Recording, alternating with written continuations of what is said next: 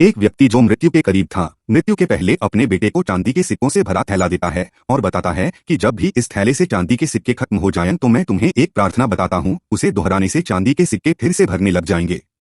उसने बेटे के कान में 4 शब्दों की प्रार्थना कही और वह मर गया। अब बेटा चांदी के सिक्कों से भरा थैला पाकर आनंदित हो उठा और उसे खर्च करने में लग गया। वह थैला इतना बड़ा था कि उसे खर्च करने में कई साल बीत गए। इस बीच वह प्रार्थना भूल गया। जब थैला खत्म होने को आया तब उसे याद आया कि अरे, वह 4 शब्दों की प्रार्थना क्या थी। उसने बहुत याद किया, उसे याद ही नहीं आया। अब वह लोगों से पूछने लगा।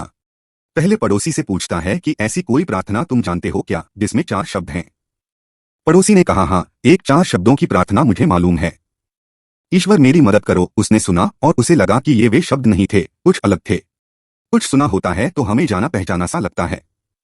फिर भी उसने वह शब्द बहुत बार दोहराए, लेकिन चांदी के सिक्के नहीं बढ़े तो वह बहुत दुखी हुआ। फिर एक फादर से मिला। उसने बताया कि ईश्वर तुम महान हो, ये 4 शब्दों की प्रार्थना हो सकती है, मगर इसके दोहराने से भी थैला नहीं भरा।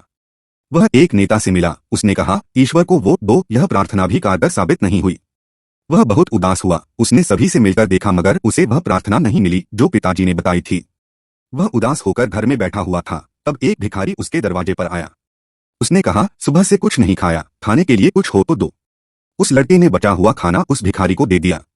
उस भिखारी ने खाना खाकर बर्तन वापस लौटाया और ईश्वर से प्रार्थना की, हे ईश्वर तुम्हारा धन्यवाद। अचानक वह चौंक पड़ा और चिल्लाया कि अरे, यही तो वे 4 शब्द थे।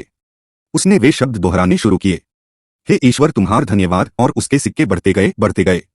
इस तरह उसका पूरा थैला भर गया। इससे समझे कि जब उसने किसी की मदद की तब उसे वह मंत्र फिर से मिल गया, हे ईश्वर तुम्हारा धन्यवाद। यही उच्च प्रार्थना है, क्योंकि जिस चीज के प्रति हम धन्यवाद देते हैं वह चीज बढ़ती है। अगर पैसे के लिए धन्यवाद देते हैं तो पैसा बढ़ता है, प्रेम के लिए धन्यवाद देते हैं तो प्रेम बढ़ता है। ईश्वर के प्रति धन्यवाद के भाव निकलते हैं कि ऐसा ज्ञान सुनने तथा पढ़ने का मौका हमें प्राप्त हुआ है। बिना किसी प्रयास से यह ज्ञान हमारे जीवन में उतर रहा है, वरना ऐसे अनेक लोग हैं जो झूठी मान्यताओं में